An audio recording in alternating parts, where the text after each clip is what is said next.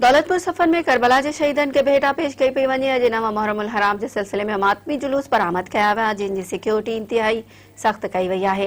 उन सिलसिले में करबला के शहीदन की याद में मरकजी मातमी जुलूस निकतो, जेको सैयद फजल शाह के पिड़ता सैयद मुनव्वर अली शाह की अगवानी में शहजादा कासिम घोट की सेज से बरामद थियो। मातमी जुलूस दौरान अज़ादारन पना सीना ज़नी ऐं ज़ंजीर ज़नी कई वई। हर तरफ या हुसैन जूं सदाऊं बुलंद थी वयूं। जुलूस हबीब चौक ते पहुतो, जिते मजलिस अज़ा मुनक़द कई वई। उन मौके ते अल्लामा लुत्फुल्लाह महदवी खिताब कंदे चयो त दीन इस्लाम की बका ऐं सरबुलंदी लाइ करबला के मैदान में जानियूं घोरींदड़ हज़रत इमाम हुसैन अलैहिस्सलाम ऐं संदसि जानसार साथियन की अज़ीम कुर्बानी असांजे लाइ हिकु अज़ीम मिसाल है।